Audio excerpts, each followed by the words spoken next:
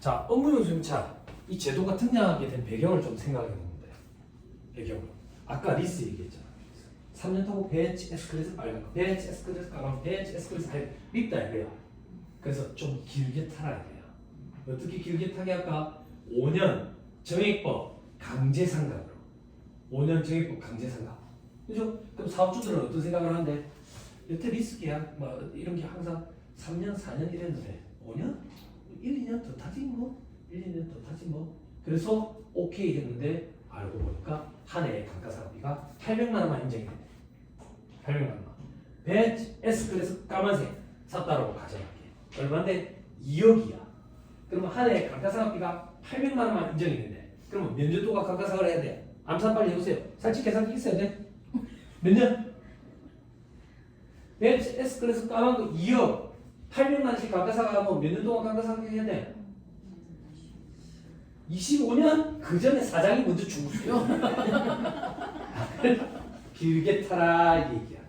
길게 타라. 그런데 10년이 되는 시점까지 상각 부인액이 이월된 게 남아있으면 10년이 되는 시점에 전액 다 순금 인정해준다. 이 규정은 없어져 버렸어. 계속 가는 거야. 계속 가는 거야. 됐죠? 됐죠? 그럴 때 짱구로 부리는 거야. 어떤 짱구로 부리는데? 15년이 몇 만이야. 그 전에 내가 먼저 죽겠는데 이러는 거지. 그래서 벤츠 S클래스 까만색 2억짜리 샀어. 한 해 감가상각비 얼마 인정되는데? 800만 원. 5년 탔다고 볼게. 그럼 5년 동안 감가상각비 얼마 인정됐어요? 4천만 원. 그럼 잔부 금액이 얼마예요? 1억 6천. 벤츠 S클래스처럼 대형 세단은 5년 정도 타면 감가가 심해서 거의 반값으로 떨어져요. 극단적으로 가져갈게. 반값이 딱 됐다. 그럼 반값이 되면 이걸 팔면 얼마에 팔아요? 아니 1억에 팔지. 요거에 반값이 됐다고. 1억에 팔지. 그러면 처분 손실이 얼마야? 처분 손실 6천만 원. 이렇게 경비 처리를 한다고. 경비 처리. 그래서 세법이 처분 손실도 한 해에 800만 원만 인정해 주겠다. 그래 한도 초과해서 2월 해가지고 800만 원씩 매년 인정해 주게. 다만 10년이 되는 시점까지 2월하고도 남은 게 있으면 10년이 되는 시점에 전액 다 송금 인정해 준다 라는 규정도 없어졌어요. 계속 가는 거예요. 계속. 됐죠? 됐죠? 또 어떤 거? 또 어떤 거? 법인 차량 벤츠 S클래스를 뽑았어. 그래서 벤츠 S클래스의 유지비, 기름값, 톨비, 이런 수리비 이런 것들을 경비 처리를 했어. 경비 처리를. 법인 업무에 이용을 해야 될 거 아니야. 근데 가만 보니까 저거 집에 어린이집 데려다 줄 때 타고 다니고 있고 주말에 어린이대공원 앞에 주차를 해놓은 거지. 저거 집 빼라. 이런 게 밉다 이거야. 밉다. 업무에만 써라 그거야. 그럼 뭐 업무에만 썼는지 그걸 어떻게 판단할 건데? 주행거리 가지고 판단을 하는 거야. 주행거리. 그래서 주행거리 중에 업무에 사용한 주행거리 비율만큼만 경비 처리가 되고 나머지는 송금불사를 하고 귀속자에 따라서 소득 처분을 하는데 대부분 임원이니까 상해 처분된다. 됐나요? 됐어요? 그죠? 그럼 주행거리 파악할 때는 주행일지를 써야 되는 거지. 그죠? 제가 한 번씩 작두 탈 때가 있거든요. 2015년에 실무 강의를 하러 다닐 때 세무사님 내년부터 어떻게 해야 됩니까? 업무용수용자 그때 제가 또 내가 어떻게 알아요? 아직 해보지도 않았는데. 그죠? 그래서 어제 말씀드렸죠. 약속을 대신에 우리 이거 하자고 몇 프로로 넣을 건지. 그죠? 그때 제가 뭐라고 얘기했냐면 앞으로 이제 세상이 거꾸로 뒤집힐 겁니다. 왜? 남성분이 집에 가셔가지고 군생활 할 때 말년병장이 제일 무서워하는 게 이등병이거든. 회사에서 사장이 제일 무서워하는 건 신입사원이야. 그래서 신입사원이 앞으로 대표이사의 주행일지를 작성해가지고 주행거리 파악할 거라고. 어떻게? 신입사원이 대표이사 방 옆에 딱 이렇게 앉아가지고 대표이사가 들어오고 나갈 때마다 어디 갔다 와? 몇 킬로 뛰었어? 혹시 기름 넣었어? 법인카드로? 어디 갔다 와서 어린이집 가면 안 돼? 이걸 파악할 거다 라고 농으로 얘기했는데 지금 대기업체에 신입사원이 월요일 반나절을 할애한다. 이거 파악하면 돼. 응? 그죠? 그죠? 그게 다예요. 그게 다예요. 근데 이제 예규가 어느 정도 좀 쌓여가지고 업무 사용 주행거리 범위는 어떻게 되느냐? 판촉 활동 되는 거, 거래처 방문한 거, 대리점 방문한 거, 홍보 활동하는 거 이런 거. 근데 중요한 건 뭔데? 출퇴근은 들어가요 안 들어가요? 들어가요? 안 들어가요? 들어가요? 그죠? 좀 불안하네. 들어간다라고 얘기하시는 거 보니까 이분들이 주행 일지도 작성해 주는 거 아니야? 응? 엑셀 파일 작성해 주는 거 아니야? 응? 저를 봐봐. 주행 일지는 작성해 주면 안 돼. 응? 아니 저기 1년치를 소급해서 나중에 하더라도 응? 엑셀 파일 보내줘가지고 방법을 설명해서 그렇게 받으세요. 그렇죠? 왜? 사업주들은 기억력이 좋아서 1년치 주행거리 다 기억 다 해요. 아니 농담이에요. 그 1년치를 어떻게 기억을 해요? 1년치 주행거리를 어떻게 그걸 기억을 해요? 어디 갔는지. 예, 여러분들이 조금 꿀팁을 주면서. 그렇지만 에이 번거롭게 보면 내가 하고 말지 어차피 거짓말인데 이래 생각하면 안 돼. 내가 하면 안 돼. 내가 하면 안 돼. 그리고 어제 잠깐 얘기해줬어요. 평균이 어느 정도 되는지 조사한 많이. 그렇다고 그거에 꼭 맞출 필요는 없어요. 팩트대로 하는 거예요. 팩트대로. 됐습니다. 왜 마무리 지어야지. 그러니까 출퇴근이 들어가요. 근데 제가 이걸 왜 질문했겠어? 헷갈려 하니까 질문했겠지. 이게 뭐랑 헷갈릴까? 소득세법에 차량유지비. 차량유지비. 자, 잘 들으세요. 근로소득 비과세에 차량유지비가 용어가 바뀌어가지고 자가운전보조금, 자가운전보조금 용어가 바뀌어가지고 자기 차량 운전보조금. 얼마 비과세예요? 아니 그렇게 하면 안 돼. 어중뛰기 아니라 완벽하게. 어느 기간 동안 20만 원이냐고. 월 20만 원.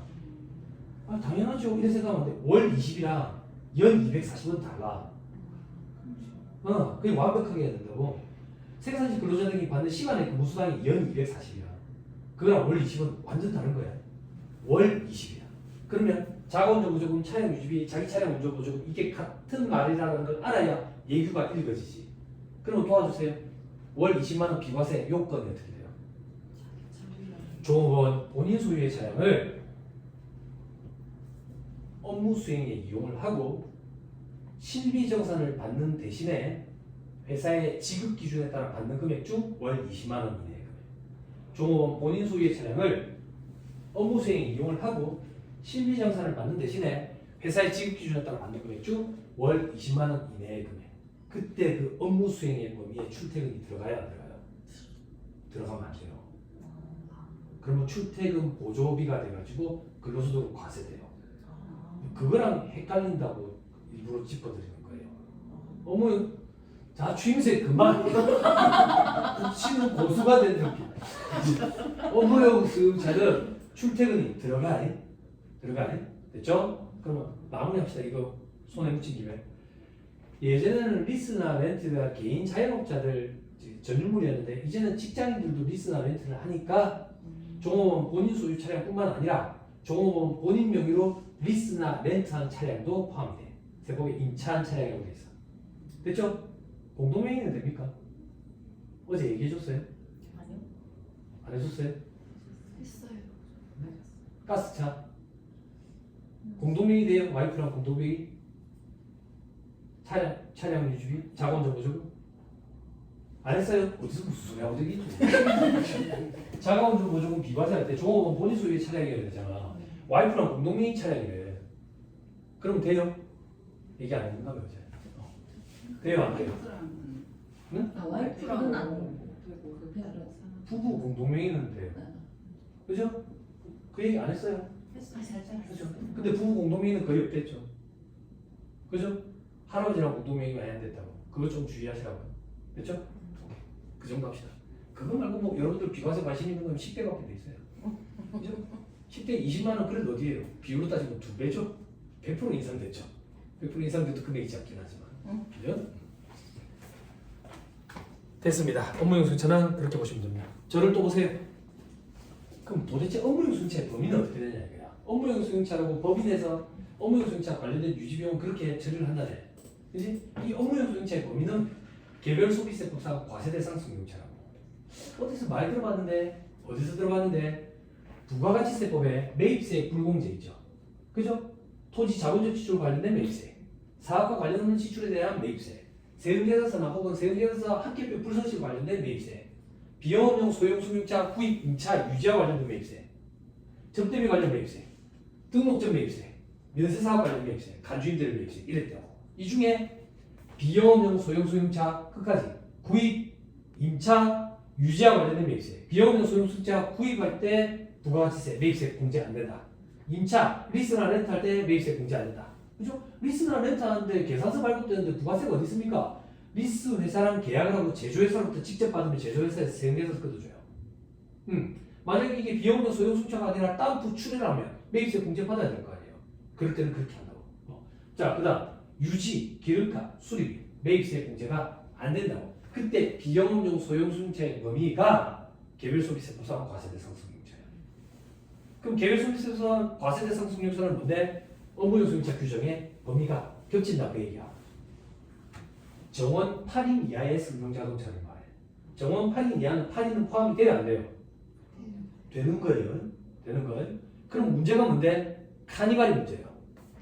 카니발은 7인승이 있고 9인승이 있대요. 7인승은 매입세 공제가 안 된다는 거에 반영 잘 잡아야 돼. 9인승은 비용료 소유자 규정을 적용을 안 받으니까 매입세 공제가 된다. 반영 잘 잡아야 돼. 그리고 법인세 포함 업무 소유자 규정도 적용을 안 받는다. 그러면 사람들이 그런 생각한다고. 카니발 9인승? 그런 말 나온다. 무슨 9인승을 타고 어디로? 중소기업체 사업주들이 9인승 카니발을 사서 내부를 개조를 한대요. 그리고 저도 잘 몰랐는데 그 썬팅 있죠. 우리 예전에 썬팅 농도 짙은 뭐 과태료였잖아. 네.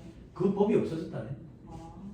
그래서 썬팅 농도를 짙게 하고 안에 퍼스트 클래스 좌석으로 개조를 해서 그 고속도로 버스 전용 차선으로 달린대요. 사업할 때 그런 용도로 많이 쓴대요. 그래서 카니발 9인승이 생각보다 많아요. 그런데 요번에 현대자동차가 거기에 펠리시이드라는 차가 있대요. 그게 7인승인데 9인승이 나왔대요. 9인승이. 그래서 그것도 조금 주의해야 돼요.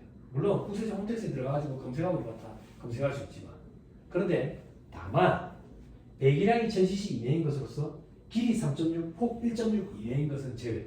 이걸 우리는 경차라고 표현해요. 길이 3.6, 폭 1.6. 높이 기준은 없어요. 그래서 실내 공간 확보하려고 높아요. 그냥 레일 이런 거 있잖아. 그죠? 높잖아. 네. 이게 가만 보고 있으면 밀면 넘어질 것처럼 생겼잖아. 또 우산 강원도로 오래 타면 바람이 불면 대문대문 붕덩. 자, 무시반은 아닙니다. 레무진이라고 그러더라, 애기 엄마들이. 네. 레무진. 직접 본 적 있어요. 그 자전거가 그냥 들어가. 맞아. 안 접고. 그 정도로 높아. 또 뭐 다마스라든지 이런 건 경차라서 이 규정을 적용을 안 받는다는 얘기는 매입세 공제가 된다. 방향 잘 잡아야 된다니까. 헷갈린다니까. 된다. 그리고 하나만 더. 이 개별 소비세에서 과세대상 승용차 이제 시대상황이 변모해가지고 차만 되는 게 아니라 오토바이 이런 것도 포함돼요. 오토바이. 근데 이 오토바이는 125cc 초과하는 거. 그걸 어떻게 따지는데요? 길 가다 보면 달달달달달 그런 건 125cc 다 이하예요. 125cc는 어떻게 되는데요? 원동기 면허를 살펴보면 124.9cc라고 돼 있어요. 그 125cc 기준 맞추려고. 그래 길 가다 보면 웅웅 거리는 거 그런 것들. 또 어떤 거? 캠핑용 트레일러. 캠핑용 트레일러는 뭔데? 뭐긴 뭐야 내가 갖고 싶은 그게 캠핑용 트레일러. 그런 것도 이 규정을 적용받아요. 또 어떤 거? 전기자동차. 전기자동차는 제가 잘 모르는데 뭐 전격, 전압, 전류 뭐 요 기준을 또 따진대요. 웬만한 건 다 포함돼요. 근데 문제가 뭐냐면 저거 경차 좀 얘기해 주세요. 경차 레이 경차 전기차가 있어요. 그는 경차예요. 근데 레이의 경쟁차 있죠. 캐스퍼. 캐스퍼 경차잖아. 캐스퍼 전기차가 나왔거든요. 네. 캐스퍼 전기차가 나오는 시점이 갑자기 전기차 화재 때문에 전기차 인기가 확 떨어졌어요. 그러면 현대자동차 입장에서는 이걸 출시해봐야 안 팔리겠죠. 네. 근데 출시를 한다고 발표를 했는데 출시는 안 할 수 없고, 그러니까 현대자동차가 짱구를 어떻게 불렸냐면 차체 크기를 키워버렸어요. 그래서 캐스퍼 전기차는 소형차에 해당하기 때문에 경차가 아니라서 이 규정을 적용을 받아요. 예, 그런 거 조금만 주의하시면 돼요. 예? 아니 그냥 텔레비도 좀 보세요. 나는 쓰고 도시물 지는 거만 보지 말고. 그죠? 됐죠? 자, 줄만 치고 넘어갑시다. 415페이지. 업무 연수차 관련 비용 송금물산 특례 적용 승용차도 있죠. 하나, 둘, 셋, 네 번째 줄 끝에 국외 사업장 보유 운영 승용차는 적용 대상에서 제외. 저 밑에 괄호 이번에 제외 승용 자동차 어떤 차들인데 다음 페이지 운수업에서 쓰는 거. 그리고 자동차 판매 현대자동차가 갖고 있는 거. 자동차 임대 렌터카에서 쓰는 자동차. 그리고 운전학원의 그 연수용 차량.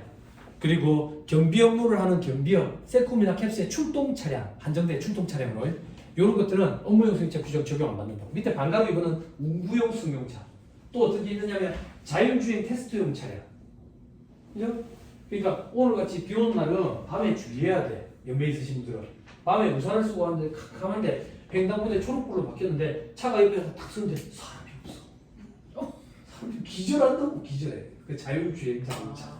테스트용 차량, 그죠? 그런 차량이 보이면 번뜩 건너가야 돼. 왜냐면 나를 밟고 가거든. 테슬라 자동차 테스트하는 거 보셨죠? 앞에 이제 횡단보도에 마네킹이 탁 오는데 확 밟고 가버리죠. 그죠? 그러니까 주의하셔야 돼요. 그죠? 자, 그런 거. 저 밑에 업무용 승용차 관련 비용에 송금불산이 돼 있죠? 관련 비용, 감가상각비도 관련 비용에 포함시켜서 송금불산을 시킨다고 초과되는 거. 그 밑에 2번, 요거는 어제 말씀드렸어요. 법인 전용 그 저기 저 번호판, 그 저기 저 연두색 번호판 8천만 원 주는 거. 자 밑에 업무 전용 자동차 보험을 가입을 하면 송금불산이 그죠? 비율 초과된 거는 상해청되고 가입을 안 하면 그죠? 전에 따 송금불산이지. 근데 가입을 했는데 주행일지를 안 썼대. 주행일지를 안 쓰면 다음 페이지 이거 못하네요. 1,000만 원이 아니라 1,500만 원으로 다 바꿔야죠. 1,000만 원이라고 돼 있는 건 다 1,500만 원. 즉 1,500만 원이 안 되면 다 인정해주고 1,500만 원이 넘으면 1,500만 원만 인정을 해주고. 됐죠? 저 밑에 중점 사항 보세요. 중점 사항이 2번 관련 비용에는 회사 소속 운전기사 급여 그리고 인력 파견 회사 소속 운전기사 수수료, 대리운전기사 수수료, 운전 관련 복지급 이런 거는 포함 안 된대. 이제 예규가 어느 정도 쌓인 거래. 그렇죠? 넘어갑니다. 다음 페이지 동그라미 1번 이건 뭔데? 시켜드릴 줄 치세요. 하나, 둘, 셋, 네 번째 줄 앞에 정액법 그 줄 중간에 5년 그 다음 줄에 송금액 산입하여야 한다. 그다가 맨 밑에 줄 강제상각, 감가상각 의지규정이다. 밑에 40이 보니까 12분의 월수급 빗죠. 월할 생각해야 된다. 이거 처음에 조문이 애매해가지고 이것 때문에 말이 좀 있었죠. 예규에서는 월할 생각 하라 해가지고 큰 문제는 없었던 걸로 기억이 나요. 그죠? 자, 419페이지 동그라미 3번 체크하시고 나중에 확인해보세요. 다 소개해드릴게요. 419페이지 맨 밑에 줄 업무용 사용급이란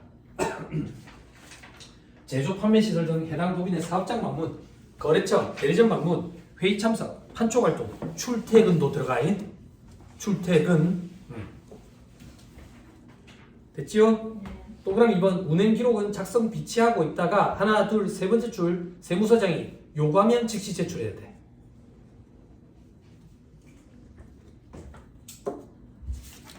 됐나요? 네. 넘어가세요. 432페이지. 자, 죄송합니다. 422페이지. 죄송합니다. 이제 피곤한 것보다 말이 흩나오기 시작한다. 자, 저 밑에 3번에 괄호 1번 감가상각비 송금부산입액이 산정돼 있죠? 그죠? 감가상각비 하나, 둘, 셋, 네 번째 줄 끝에 800만 원. 그 밑에 줄 부동산 임대업 주호법인 등 우량법 적용 대상 법인은 한도 400. 그래서 우량법 적용 대상 법인이 부동산 임대업 주호법인에 벤틀리가 있는 경우에 추징세액이 한 2,000에서 2,400 정도 되는 케이스가 부산에서 한 2번 있었다. 그죠? 넘어갑니다.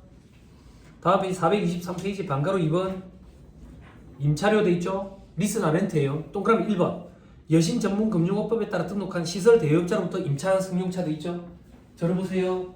여러분 세법에는 리스 제공자라는 표현이 없어요.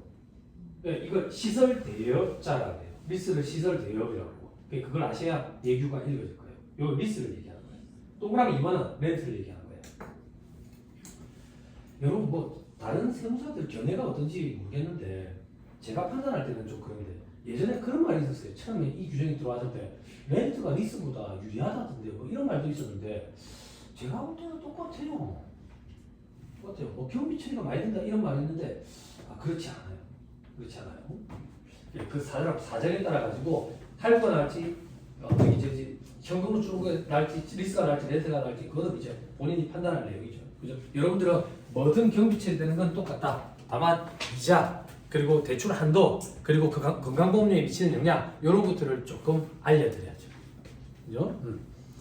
됐습니다. 그 정도 보시면 됩니다. 자, 나머지는 볼 필요 없을 것 같은데 424페이지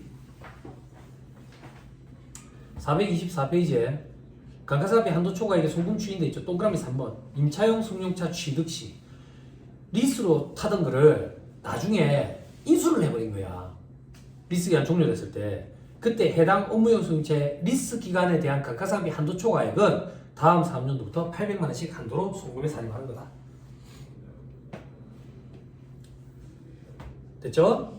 됐죠? 그리고 기간 따질 때 리스하다가 취득을 하게 되면 중간에 한 달로 봐가지고 1년 따졌을 때 13개월이 될 수가 있어. 예, 그때는 한 달을 빼야 12개월로 맞춰야 돼. 12개월로. 자, 그 밑에 4번에 업무용 승용차 처분 손실 800만 원. 저 밑에 400만 원 우병법 적용 대상법이. 됐죠? 다음 페이지 괄호 2번 봐봐. 요거 조금만 읽어드릴게. 업무용 승용차 처분 손실 송금 불산입액은 해당 사업년도 다음 사업년도부터 800만 원을 균등하게 송금에 산입한대. 여기 끊고 남은 금액이 800만 원 미만인 사업년도에는 남은 금액을 모두 송금에 산입하고 기타로 소득 처분한다. 자, 이게 무슨 말인지 조금만 보여드릴게요. 이건 어떤 말이냐면 만약에 업무용 승용차 처분 손실이 5천만 원이라고 가져갈게. 5천만 원. 업무용 승용차 처분 손실이 5천만 원이면 한 해에 얼마씩만 인정된다고요? 800만 원씩. 하나, 둘, 셋, 넷, 다섯, 여섯 하면 처분 손실 얼마만큼 송금으로 인정받았어요? 8 곱하기 6은 저희 집에서 제가 애랑 하는 거예요. 그렇죠? 4,800. 그러면 처분 손실 얼마 남았어요? 200만 원 남았죠? 800만 원이 안 되죠? 요때 여기 엎어라 그 얘기예요. 요게 그 얘기예요. 되죠? 되죠?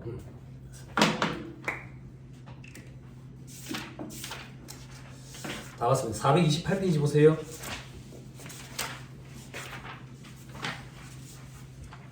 자, 428페이지 업무용 승용차 관련비용 면세에서 미제출 가산세 생겼죠. 그죠? 괄호 2번에 동그라미 1, 2번 미제출하거나 불성실 제출하면 1% 가산세. 됐나요? 잘 버텼습니다. 다음 무형자산 447페이지 오세요.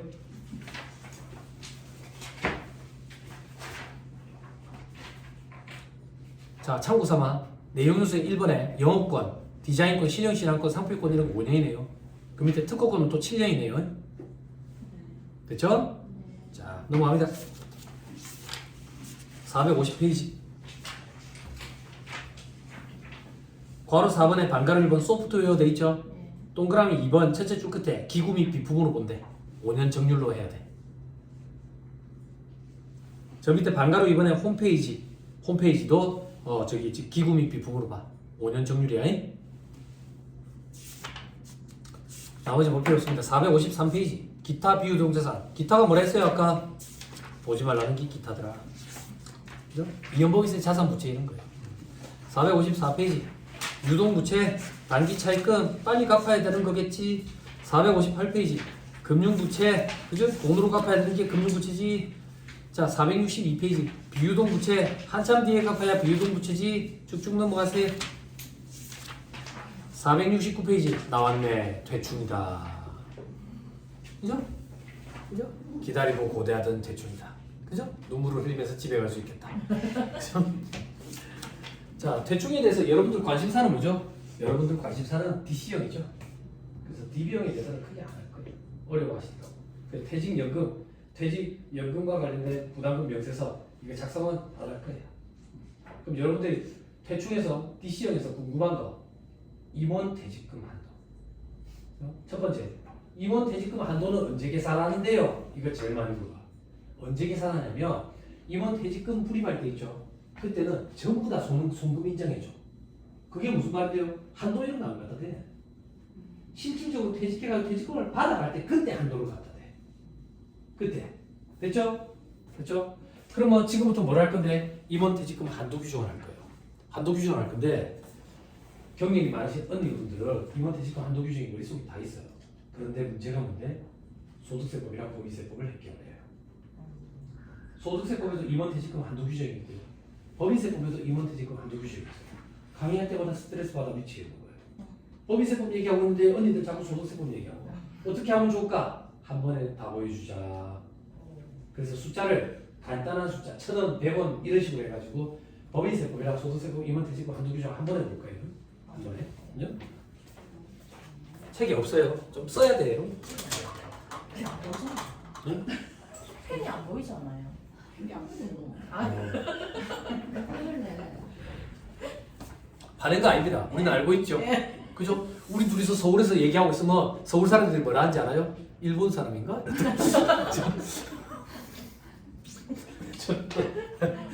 저 많이 듣던 얘기야. 화났느냐고 물어보거나 아니면 일본 사람이 이제 말이 빠르니까. 자, 괜찮습니다. 최대한 보이게 한번 써볼게요.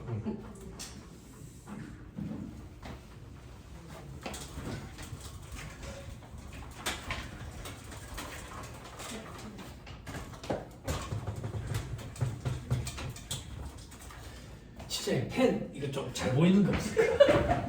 혹시 구할 수 있을까요? 네, 조금 중요한 거 하는데 쓰셨으면 좋겠는데. 네.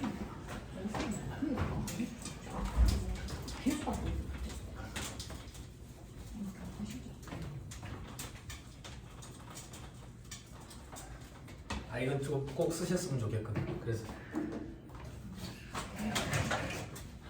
억지로 제가 이거를 만들었는데 요즘에 책에 보니까 다른 사람 책에도 좀 실려 있고 제 것만 제가 만든 데도 그런 건 없네. 몇 교실 갖고 왔습니다. 감사합니다. 요?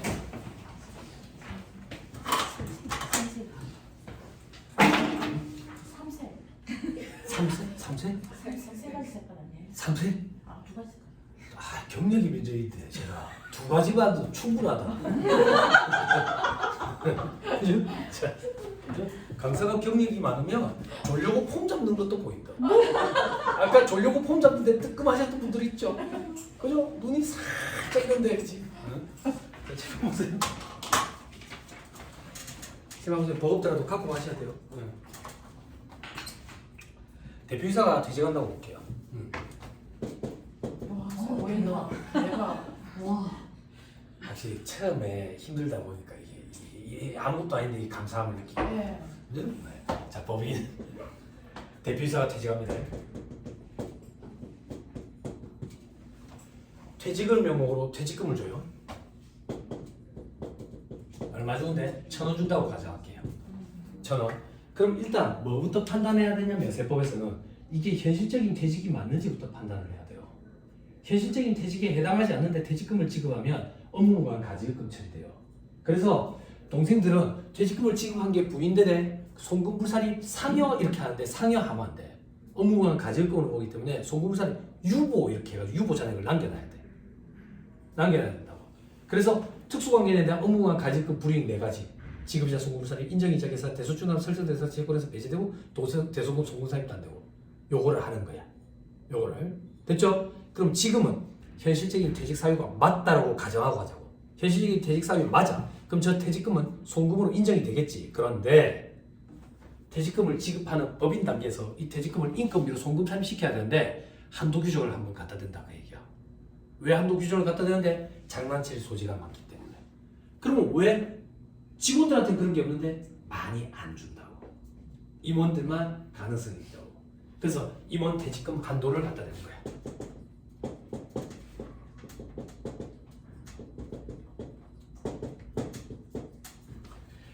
한도 계산을 어떻게 하는데 두 가지 방법이 있는 게 아니라 1순위, 2순위로 순위가 정해져 있어.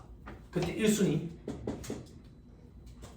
정관이라든지 퇴직금 위임 규정상 금액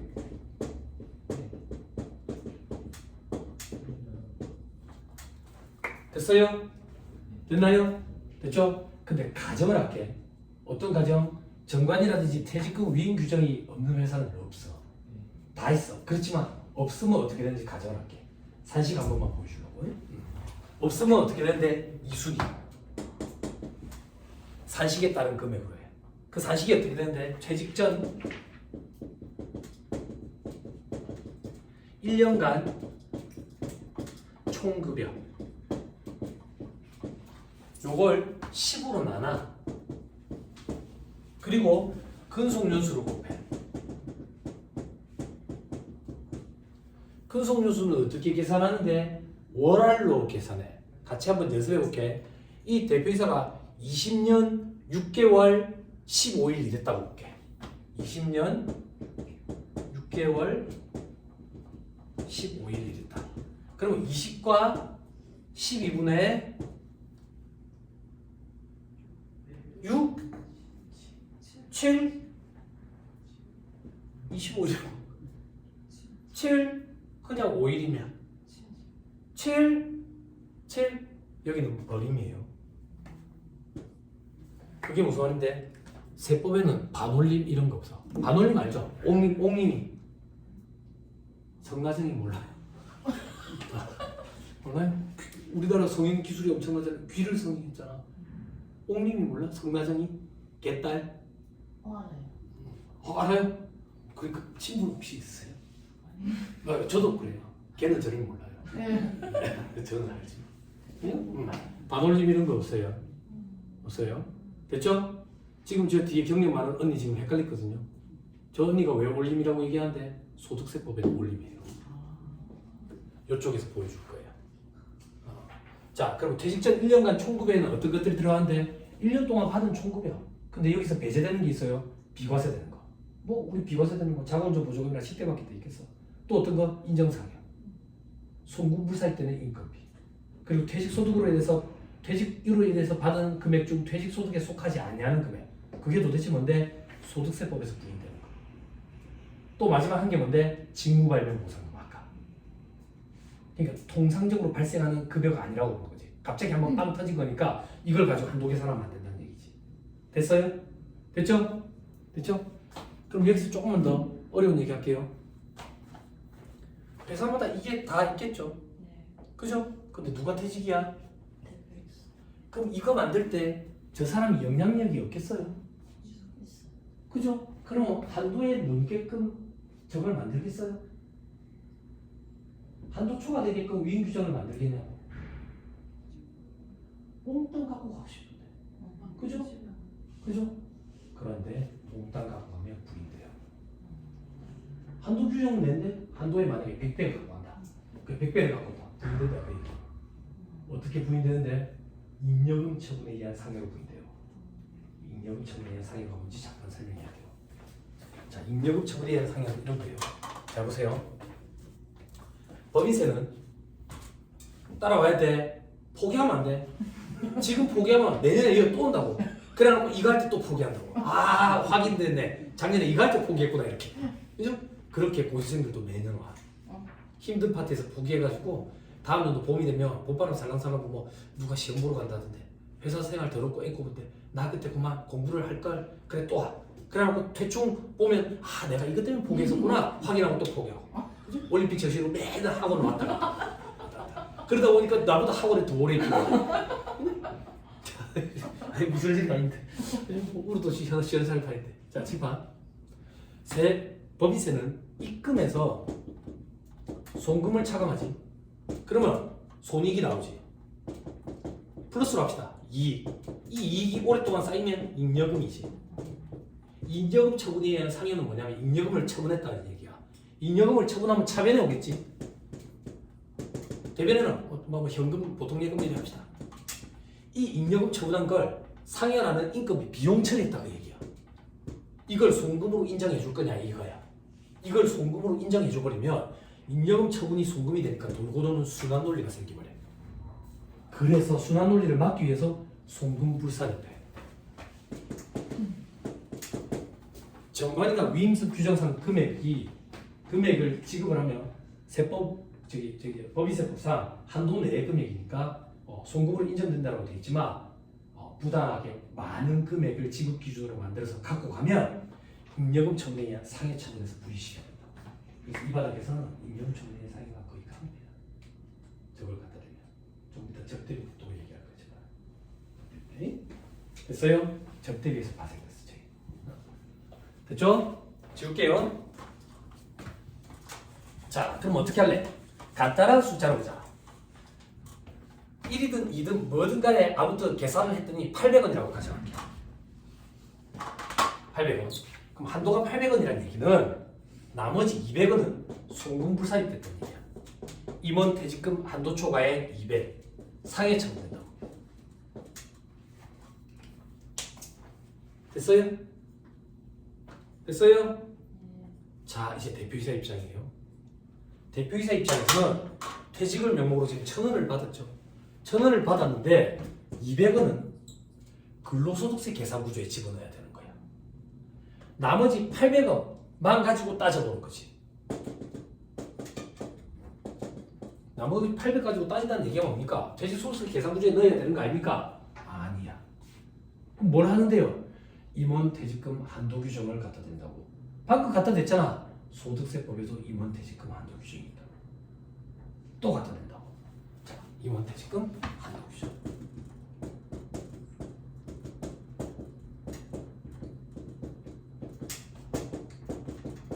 이거 복잡해. 잘 따라와야 돼. 잘 따라와야 돼. 자, 임원 퇴직 소득 한도액은 어떻게 되는데 퇴직 전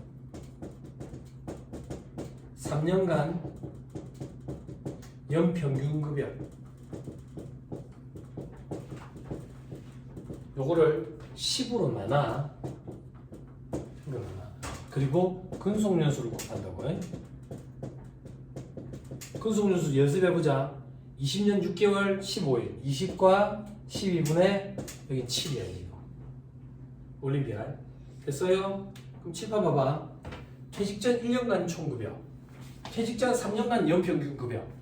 크게 들쭉날쭉 안 했으면 거의 비슷하겠네. 그리고 10분의 1 곱하고 근속연수 올림이고 버림이지만 거의 비슷하겠네. 그런데 그런 얘기 한다고. 어떤 얘기? 우리끼리 밥을 먹잖아.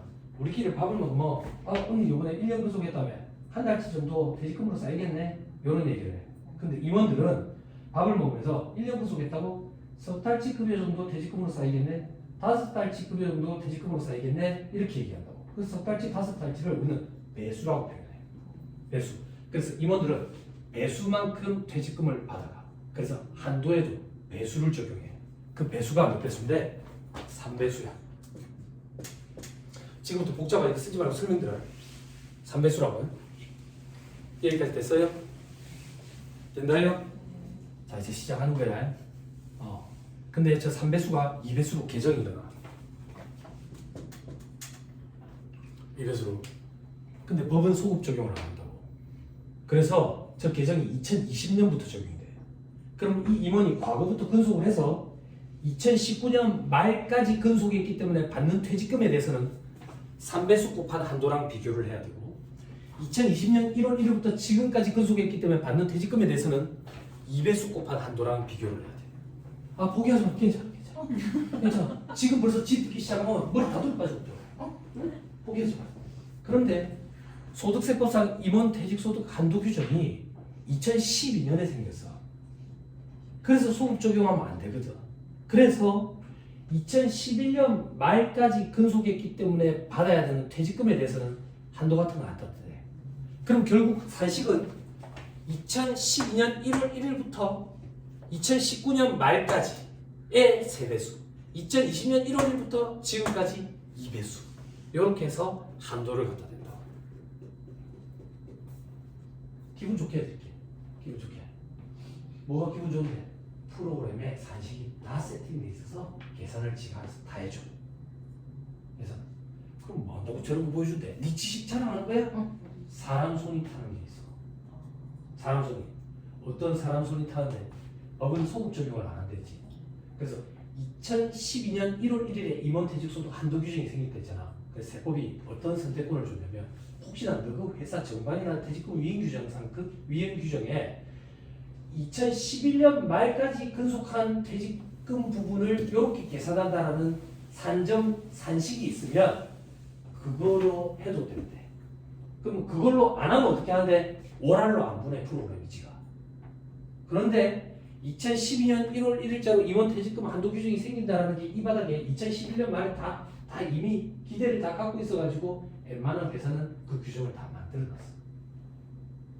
어떻게 만들어놨겠어? 2011년 말까지 근속해서 받는 퇴직금에 대해서는 이렇게 해놨겠지. 한도에 안 걸리게. 그치? 그치? 그럼 우리가 해야 될 건 회사에 물어봐서 그 금액이 있으면 그 금액을 알려달라. 이거는 사람 손에 찍어 넣어야 돼. 근데 그걸 찍어 넣는 게 훨씬 더 퇴직소득 한도액이 늘어나니까 죄송합니다. 써도 퇴직소득 한도액이 늘어나니까 세부담이 줄어들지. 그게 번거롭으면 프로그램이 알아서 원활로 안 해주고. 제가 얘기하지 않습니다. 사람 손이 타는 것만 강한다고. 그게 우리 손이 필요해. 우리 손. 됐죠? 됐나요? 자, 가정하자. 어떤 가정? 모르겠는데 이걸 계산했더니 500원이 나왔다고 가정할게요. 500원이.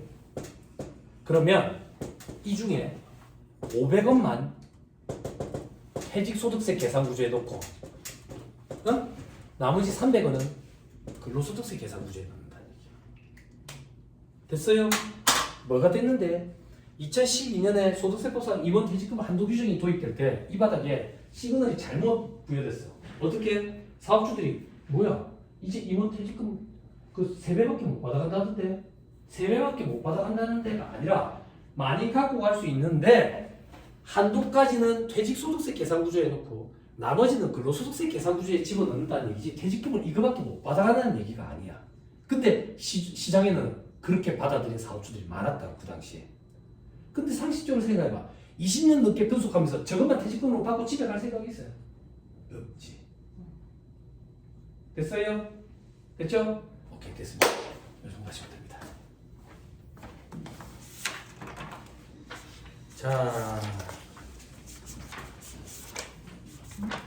자, 이 상태에서 연결해서 얘기할 거예요. 연결해서.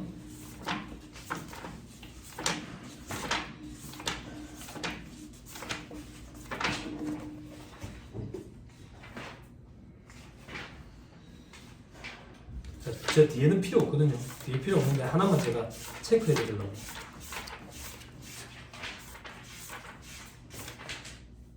(596페이지)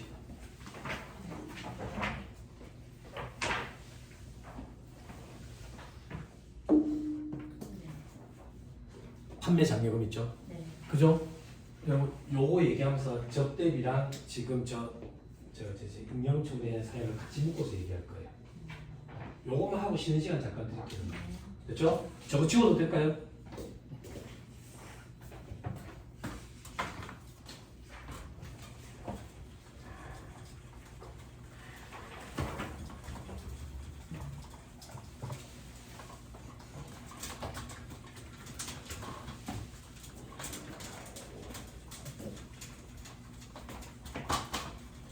눈이 밝아진 느낌이네. 눈이 밝아진 느낌.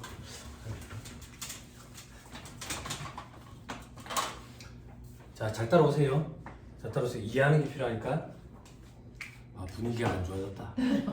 대충 얘기하면 분위기가 안 좋아. 분위기가 안 좋아. 네, 너무 스트레스 받지 마세요.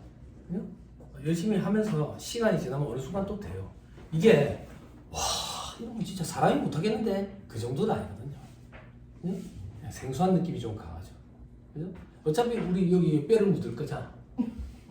그죠? 이쪽 바닥에. 언젠간 되겠지 이래 생각하면 돼. 칠판 보세요.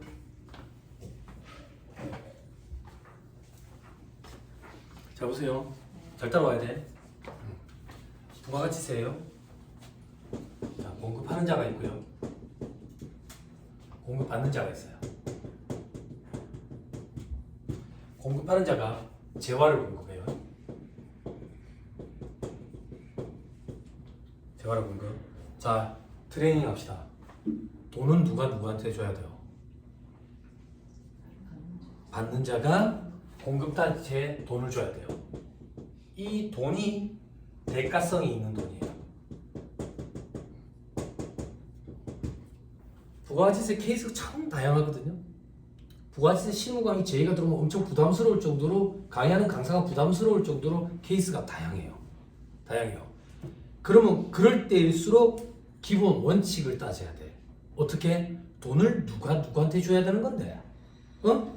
받는 자가 공급자한테 줘야지. 그 돈이 얼마인데? 1,000원이래.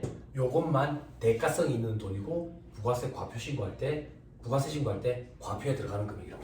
그럼 과세 표준이 얼마 들어가야 된대? 1,000원. 함정 없어. 시작도 안 했어. 됐죠? 됐죠? 자 이제 시작하는 거야. 잘 따라와야 돼. 극단적으로 한다고. 공급자가 난데 내가 거래처 저기 한 군데밖에 없어. 여태까지 내가 쟤들 때문에 먹고 살았다고. 그래서 너무 고마워서 돈을 200원을 줘.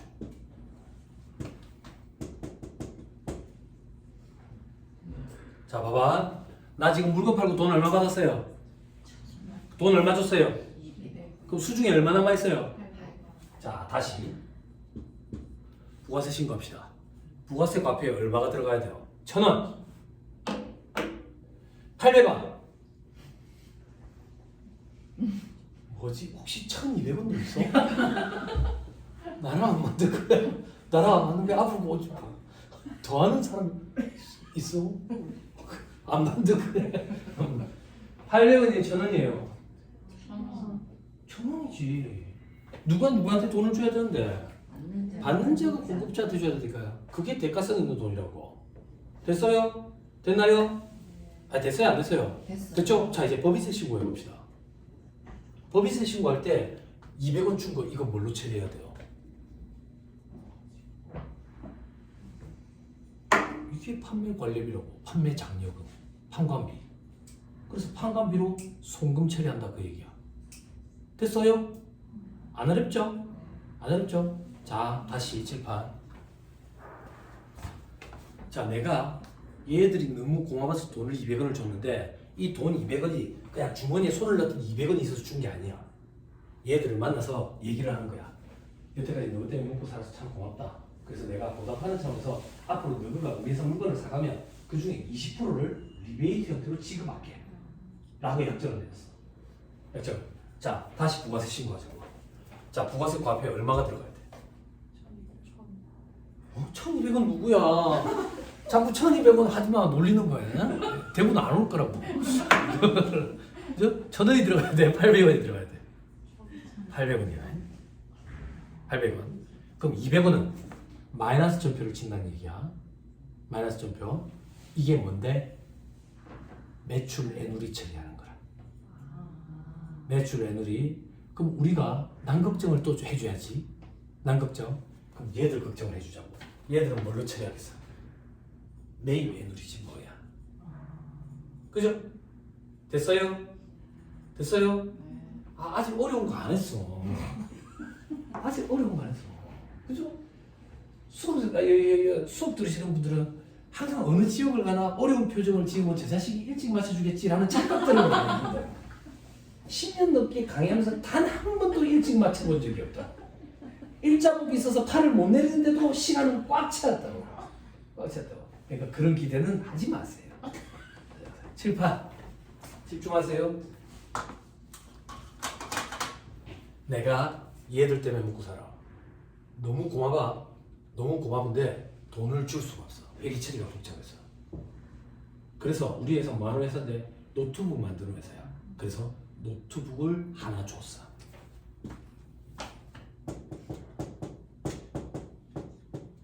근데 이 노트북 제조원가가 얼만데? 제조원가 장부금액 150원이래.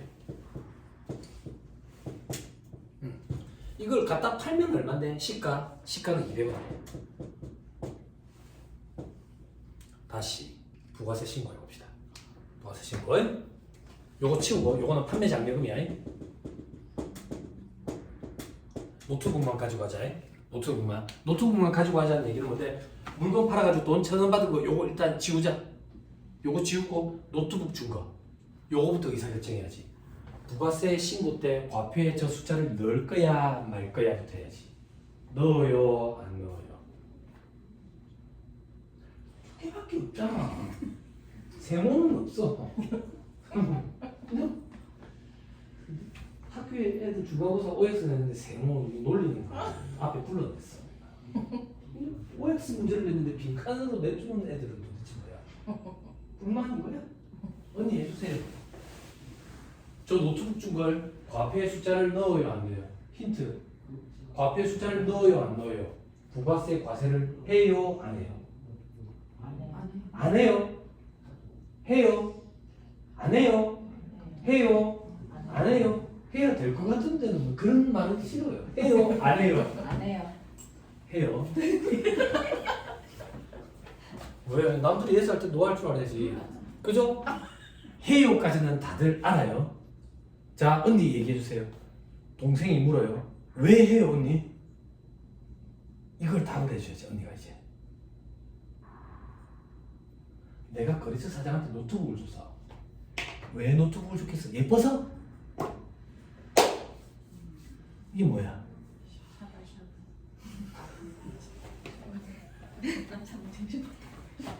접대 목적이죠.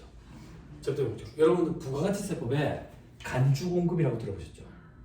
간주공급에 자가공급, 개인적 공급, 사업상 증여, 폐업시 잔존재와 사업상 증여에 해당한다. 그건 왜 과표에다 숫자를 넣는데요? 노트북을 회사에서 팔 것처럼 생각해가지고 노트북 만들 때 발생된 매입세액을 다 공제를 받아놓고 부가세는 제로섬 게임이니까 매입세액 공제받으면 매출세액 내는 사람이 있어야 돼. 물론 또이또이로 딱 떨어지진 않지만 팔아치아야 매출세액으로 퉁쳐지는데 거래처 사장을 갖다 줘 버렸으니까 매출세액이 없는 거야. 그러면 애초부터 매입세액 공제받으면 안 되거든. 애초부터 매입세액 공제받으면 안 되는데 공제받았으니까 개내는 거야. 어떻게 개내는데 매입세액에서 차감하는 형태로 개내는 게 아니라 매입세액을 줄이는 게 결국 매출세액의 숫자를 더하는 거랑 효과가 동일하지. 그래서 매출세액의 숫자를 넣어서 그 과세를 해. 그럼 매출세액의 숫자가 있다는 얘기는 공급이 이루어진 거잖아. 근데 공급이 이루어진 적은 없거든. 공급이 이루어진 걸로 간주한다. 그래서 간주공급이야. 사업상 증여에 해당하기 때문에. 그리고 과표에 자 질문은 이제부터라고. 그래 과세를 할 건데 과표에 얼마를 넣어야 되냐고. 시가가 들어가야 된다. 자 계산 좀 도와주세요. 시가 얼마? 200원. 그죠? 그럼 과표의 10%만큼 매출세액 내야죠. 그럼 얼마예요? 20원. 됐어요? 여기까지 됐어요? 자 계속 갑니다. 내가 거래처 사장 예뻐서 줬어요? 그랬죠. 법인세 신고할 거예요. 이게 뭐예요? 업무와 관련하여 특정인에게 지출한 금액. 업무와 관련하여 특정인에게 지출한 금액. 접대비로. 돈으로 줬어요? 현물 접대비예요. 얘가.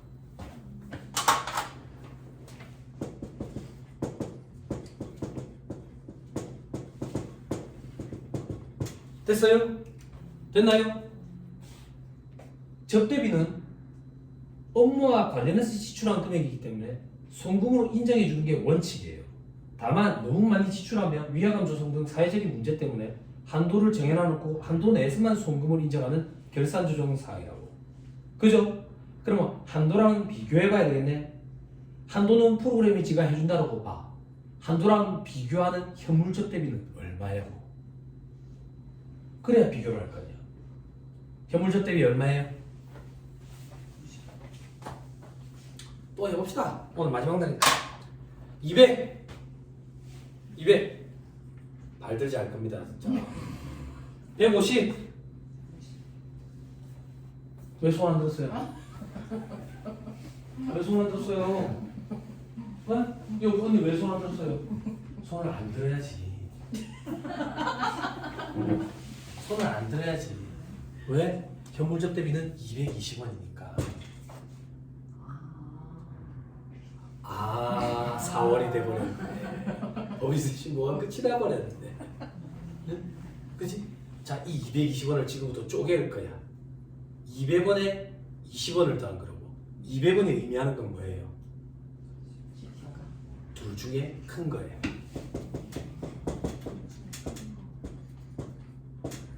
요렇게 하면 뭐 중에 큰 거예요? 그러면 20원은 뭐예요? 간주 공급으로 인한 부가세라고. 저 20원은 어떻게 계산했어요? 시가의 10%예요. 회사에 오랫동안 창고에 짱 박혀 있던 걸 주면 장부가액이 더 클 수가 있어요. 그렇지만 여기는 무조건 시가예요. 됐죠? 요렇게 강의를 했더니 나이 어린 동생들이 붕괴도 좀 끊어주세요 이러더라고. 붕괴하다 붕괴하는 거지. 그치? 그래서 붕괴를 제가 대신 좀 끊어준다고 해. 이제 대신 어떻게 끊어주는데 잘 봐. 접대비 얼마라고? 현물 접대비 얼마라고? 220원. 접대비. 기업 업무 추진비 얘기냐? 접대비를 할게. 220원. 그리고 이 노트북 창고에서 뜯어내야지. 노트북은 얼마인데? 뭐 제품이라 하든지 뭐 재고라 하든지 노트북 얼마인데? 창고 구매 190원이지. 부가세 얼마인데? 부가세 부가세 예수금 20원. 대차가 얼마 안 맞아요? 요 정도 안 사면 되잖아. 처분이 이익으로잖아요. 요렇게 붕괴를 끊으면 직접적인 세무 조정 없이 바로 현물접대비를 반영한 만큼 해서 한도 시분 계산을 할 수 있어요. 됐죠? 현물접대비 가액은 시가와 장부가액 두 중에 큰 거에 시가의 10% 곱하면 부가세, 부가세 매출세액 이렇게 표현한다고. 됐죠? 됐어요? 네. 접대비는 요거랑 한 개만 더 정리하면 돼요. 그 한 개는 잠깐 끊었다 할까요? 몇 시인데요 지금? 다시 하실 5시 40분? 네. 그러면 접대비 요 얘기할게요. 잘 들으세요. 접대비에서부터 이게 발생이 됐다고. 접대비. 여러분도 관리하는 업체에서 명절이라든지 이럴 때 접대 목적으로 명절 선물 뭘 주던가요?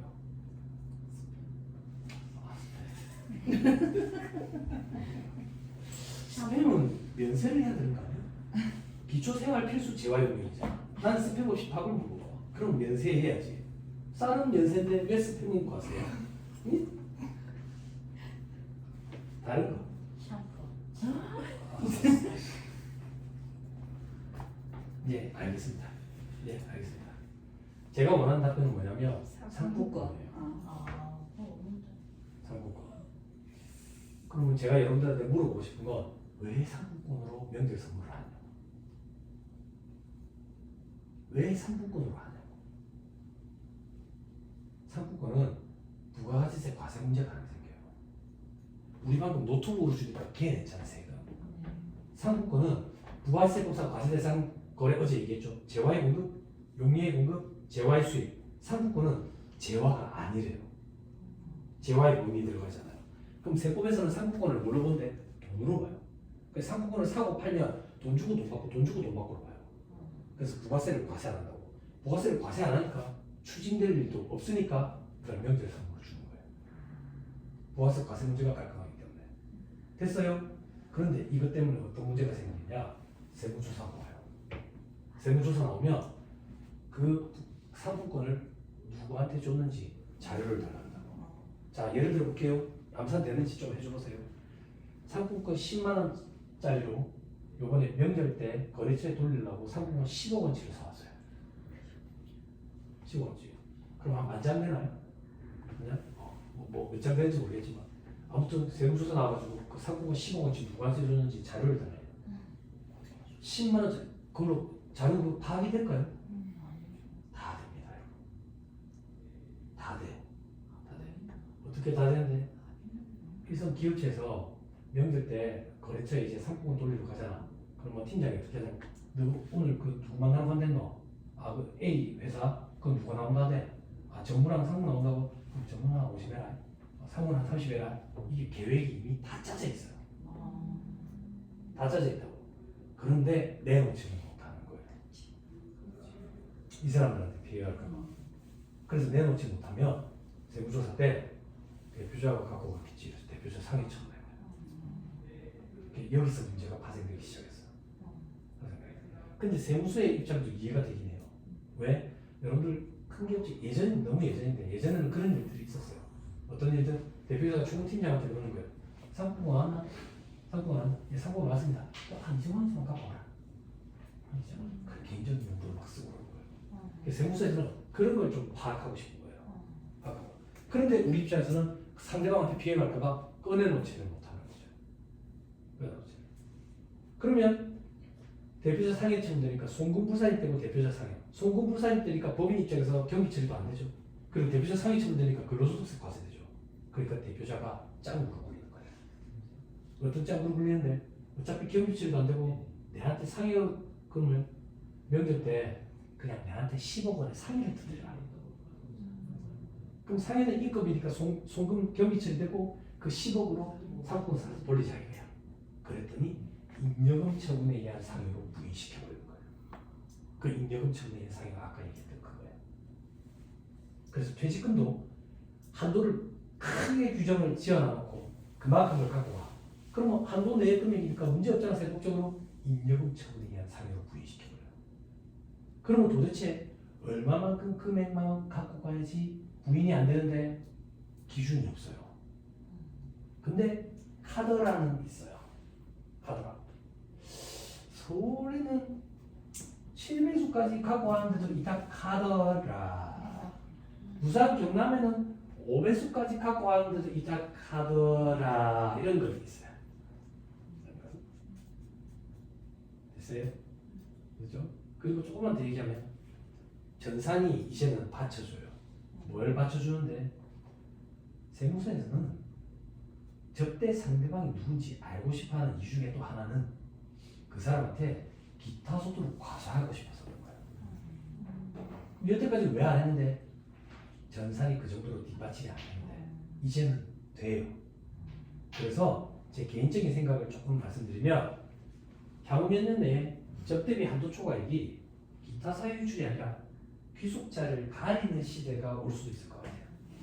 그러면 그 귀속자를 가려서 그 사람한테 기타 소득을 과세하는 그런 시대가 올 것도 같아요. 됐습니까? 됐나요? 됐습니다. 그 정도 보시면 됩니다. 그 얘기가 뒤에 있는 판관비에 인건비 관련된 거예요. 인건비 관련된 건데 앞으로 돌아가기 전에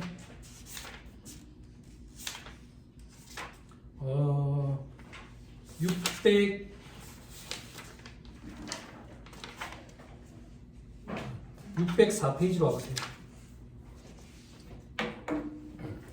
시간을 모르겠네. 시간 피드백 한 번만 주십시오. 45분. 네. 604페이지 한번 보세요. 604페이지. 성과급이 되어 있죠. 그죠? 라를 보세요. 라. 성과급 상여를 지급함에 있어서 그 다음 줄에 계량적 비계량적 요소를 평가해서 결과에 따라서 차등 지급하는 경우 그 다음 줄에 개인별 지급액이 확정되는 연도가 귀속 4년도다. 요거는 조금 동떨어진 얘기인데 요것도 하고 넘어갈게요. 요건 어떤 얘기냐면 성과급 주는 거 있죠. 뭔가 성과가 났으니까 성과급을 줄 거 아니에요. 근데 어제 제가 말씀드렸는지 모르겠는데 일반적으로 대기업체에서 성과급을 1월에는 임원들 성과급을 줘요. 그리고 일반 직원들 성과급은 3월 정도에 지급이 된다고. 그럼 어떤 문제가 생기냐면 우리는 이미 작년 근로소득을 가지고 2월에 연말정산이 끝이 났어. 근데 3월에 성과급을 지급하면 이게 작년에 귀속이 돼버리면 우리는 연말정산 한 번 더 돌려야 돼. 그죠? 일복 터졌죠. 그죠? 근데 그렇게 안 한다고 일반적으로. 왜 그렇게 안 하는데? 차등 지급을 하면 지급을 하는 그 해에 귀속이 되니까 올해 근로소득도 돼. 올해 근로소득. 됐죠? 됐죠? 근데 만약에 차등 지급 안 하고 일률적으로 지급한대. 그럼 작년에 귀속이 되겠죠? 그래서 그런 경우에는 성과급이라는 용어를 안 써요. 무슨 생산성 향상 장려금 뭐 이런 식으로 용어를 써요. 됐죠? 됐죠? 그럼 성과급은 그렇게 하면 연말정산을 2번 돌리는 일이 없다. 됐죠? 넘어가세요. 605페이지. 저 밑에 괄호 위에 퇴직급여 돼 있죠. 여러분 혹시나 높아시면 연차수당 이런 거 달려 있어요 회사에. 네. 그죠? 연차수당은 이해하려고 애쓰지 마세요. 우리나라 세법이랑 기준이 좀 달라서 그렇거든요. 기준이 좀 달라서 그렇고 여러분들이 어떻게 하시면 되냐면 연차수당과 관련돼 가지고 기말에 미지급금을 달아야 된다고. 응? 미지급금이요. 그게 무슨 말인데 연차수당이라는 거는 1년을 만근했기 때문에 다음 연도에 15일짜리 연차가 생기는 거잖아. 그치? 그래서 회계에서는 1년 만근 때문에 생긴 거기 때문에 5개월 만 시점에 그걸 미지급금을 다를 해. 그걸 다르네. 그런데 세법은 그게 확정된 사업연도에 송금으로 기속된다고. 다음 연도에 기속되는 거야. 그럼 어떻게 하면 되는데 회계상 미지급금을 달아놓은 걸 송금부산 유보하고 다음 연도에 기속되니까 송금부산이 마이너스 6으로 추인시켜가면 돼. 전에 딱 송금부산이 다음 연도 송금부산이 이런 식으로 추인시켜가면 된다. 됐죠?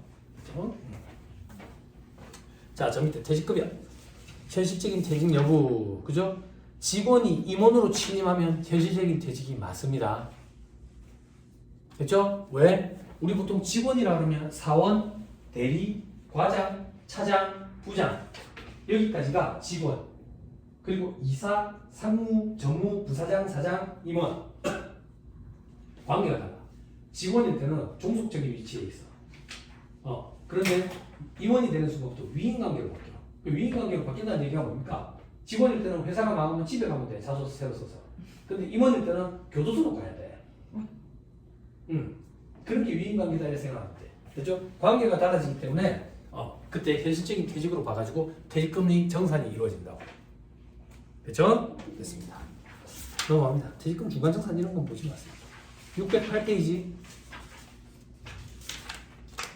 저 밑에 반가로 3번에 임원 퇴직급여에 동그라미 1번 한도 돼 있죠. 규정이 있는 경우 정관 혹은 정관에서 위임된 퇴직급여 규정에 정해진 금액. 됐죠? 그게 뭔데 요거 지워버렸네. 아까 여기 왼쪽 편에 있던 첫 번째. 그죠? 근데 조금만 더 읽을게요. 밑에 정관에서 위임된 퇴직급여 규정이란 정관의 위임에 따라 주총 의결을 거쳐서 확정된 불특정 다수를 대상으로 한 퇴직급여 지급 규정을 말한다. 주총을 무조건 거쳐야 돼요. 주총.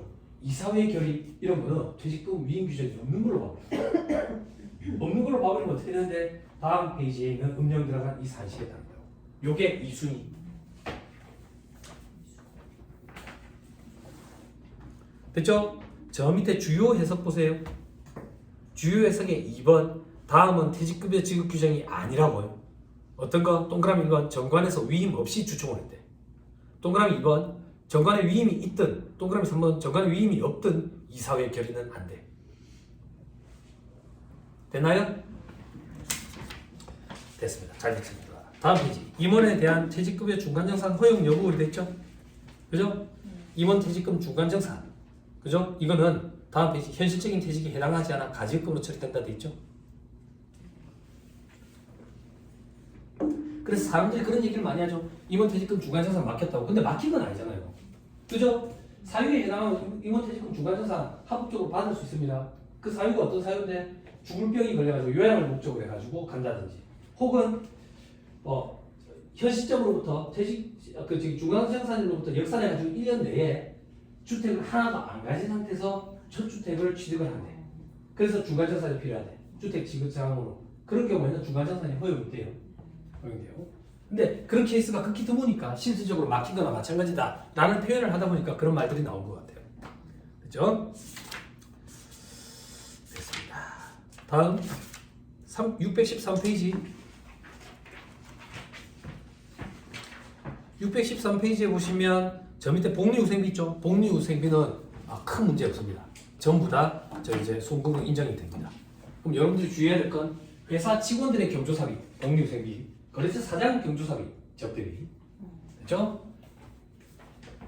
그 정도 보시면 안 될까? 자, 616페이지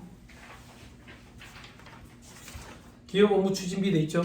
접대비 아까 했어요. 표를 보세요. 업무와 관련해서 특정인에게 지출한 거 한도에까지만 송금을 인정한다.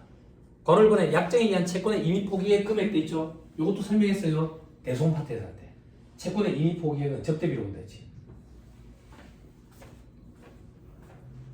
그렇죠? 쭉 넘어가세요. 619페이지 3번 신용카드 등 증빙불비 기업 업무 추진비 돼 있죠? 법인은 접대비는 무조건 법인카드. 그죠? 그게 무슨 말인데?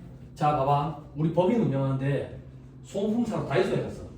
다이소 가는데 결제할 텐데 야 뭔데? 법인카드 안 갖고 왔나? 안 갖고 왔나? 그럼 일단 네 카드로 하자. 나중에 정산해서 넣어주러 할게. 그러면 경비 처리 됩니까? 되지요. 그죠? 근데 거래처 사장 수사명이 왔어. 야 법인카드 안 갖고 왔나? 네 카드로 하자. 안 된다고. 그죠? 소득세법은 어때요? 상관없어요. 됩니다. 그죠? 법인세법만 까다로운 거예요. 됐습니다. 넘어가면 자 그리고 요 얘기 우리 4대 법적 증명을 수취해야지 송금으로 인정받잖아. 그지? 그런데 너무 똑같이 4대 법적 증명을 수취하라는 건 너무 과하지. 그래서 금액을 어떻게 쪼개요? 3만원 3만 원 초과는 4대 법적 증빙을 수취해야지 증빙으로 송금으로 인정받죠. 그 기준 금액 3만 원 초과. 접대비는 얼마 초과예요? 3만 원 초과로 똑같이 바뀌었어요. 둘 다 이제 3만 원이에요. 개정돼가지고 예전에 만 원이었잖아. 그래서 거래처 사장만은 증빙 없이 들으면 만 원 가지고 둘이서 뭐 짜장면 먹기도 힘드네. 그죠? 그럼 3만 원 됐으니까 볶음밥 먹을 수 있겠네. 그죠? 치킨은 안 돼. 그죠? 참 많이 올려주십시오. 감사합니다. 자, 됐습니다. 넘어가세요. 622페이지. 괄호 4번의 부동산 주거법인에 대한 한도액 축소 어제 다 얘기했어요. 됐죠? 우병법 적용 대상 법인. 다음 페이지 괄호 5번. 자, 요거 피드백 좀 주세요, 여러분. 피드백. 이게 뭔데? 문화적 대비. 문화적 대비. 한 번 있었어요. 부산에서. 제 거래처 중에는 없어요. 문화적 대비 뭔데? 술 300있는 접대 좀 그만하자 이거야. 그러니까 거래처 사장 혹은 거래처의 직원들이 프로야구 경기 보는 거 좋아한대. 그러면 그런 티켓, 공연 티켓, 뮤지컬 티켓 이런 거 해주자 그 얘기야. 그러면 문화적 대비로 해서 한도를 20%만큼 더 늘려줘. 문화적 대비는 문화적 대비 한도랑 비교하고 그런 게 아니라 한도를 20%만큼 더 늘려주니까 혜택이야. 그런데 국내 문화 육성 차원이기 때문에 뉴욕 브로드웨이 42번가에 가서 라이온킹을 보여주고 이런 건 안 된다고. 못 알아들을 거니까. 그죠? 그런데 올해 새로 들어온 게 있다. 다음 페이지 괄호 6번. 전통시장 기업업무 추진비. 전통시장 활성화시키자 이거야. 그래서 거래처 사장 접대할 때 선물 살 때 전통시장에서 좀 사면 10%의 한도를 더 늘려줘. 됐죠? 괜찮죠? 그죠? 그리고 하나 더. 법적 증빙을 수취하기 힘든 경우가 있다고. 어떤 경우? 농민과 직접 거래를 해. 농민. 샤인머스켓을 선물하기로 해서 농민이랑 직접 계약을 해가지고 명절 때 받기로 했다고. 그래가지고 신용카드니까 신용카드 그거 뭐 하는 건데? 라는 거지. 그죠? 그럴 때는 계좌이체를 쏘고 그걸 증빙으로 좀 놔주면 되겠지. 그죠? 됐습니다. 다음 페이지 보니까 현물 접대비 돼 있죠? 그죠? 다 했습니다. 자, 기부금만 얘기하고 집에 갑시다. 이제. 자, 기부금은 어디 얘기할 거냐면요. 661페이지 보세요. 자, 제 얘기 보세요. 기부금은 고시생들은 암기 다 해요. 특례 기부금, 일부금 기부금이 어떤 건지 막 이런 거 암기 다 해요. 근데 우리는 그런 거 필요 없어요. 왜? 기부금 명세서에 코드가 다 걸려 있어요. 그냥 코드대로 집어넣으면 돼요. 그럼 계산하는 사식은 고시생들도 힘들어요. 근데 여러분들 그것까지 볼 필요 없어요. 볼 필요 없어요. 그럼 여러분들이 기억해야 되는 건 뭔데? 661페이지에 반가로 3번 한도초과액. 한도초과액. 기부금 한도초과액은 들어보세요. 과거에 법정 기부금, 지정 기부금 이렇게 볼 때 한도초과액 1년 3년, 3년 3년, 3년 5년, 5년 5년 이게 경과 규정 복잡해. 지금은 10년 10년 2월 해서 공제해줘. 그러니까 경과 규정이 너무 복잡하니까 세법에서 어떻게 해버렸냐면 그냥 둘 다 2013년 1월 1일 이후 지출분부터는 10년 동안 2월 공제 이렇게 지금 규정해놨어요. 그리고 하나 더 언니들은 다 아시지만 큰 계정이 있었죠. 기부금. 어떤 큰 계정? 과거에는 단기에 지출한 기부금을 먼저 송금에 집어넣고 한도까지 여유가 있으면 2월 된 걸 송금으로 인정을 했어요. 그래서 기부금 2월 된 거 관리하는 게 참 복잡했다고. 근데 이걸 결소금 2월 공제처럼 옛날 거부터 먼저 한도만큼 송금 산입시키고 당해 연도에 지출한 기부금을 송금 산입시켜요. 그러면 한도 초과돼서 2월 되는 건 최근 게 2월 되니까 훨씬 더 오랫동안 공제를 받을 수가 있겠죠. 완전 순서가 뒤바뀌었어요. 그러니까 옛날 거부터. 근데 옛날로부터 넘어온 한도 초과액이 여러 개가 있으면 옛날 거부터 선입선출법처럼. 선입선출법처럼. 됐죠? 됐죠? 자, 요 정도 하시죠. 이번 실무 강의 때는 통합 얘기를 좀 했습니다. 통합 얘기를. 그죠? 다음 실무 강의 때는 너무 기대하시면 안 돼요. 원래 조두부 규정을 그렇게 하지는 않아요. 필요한 사람도 있고 필요 없는 사람도 있기 때문에. 그리고 제목 자체가 법인세 실무입니다. 그죠? 그렇지만 하도 이슈되니까 이번에 통합 얘기를 좀 했습니다. 부산에서 했기 때문에. 다음 번 강의 때까지 업그레이드 시켜가지고 그때 또 확인을 한번 시켜주세요. 그럼 제가 여러분들 얼굴을 꼭 기억했다가 그때 집중적으로 많이 물어볼게요. 아, 네. 이틀 동안 가이드느라 고생 많으셨습니다. 수고하셨습니다. 수고하셨습니다.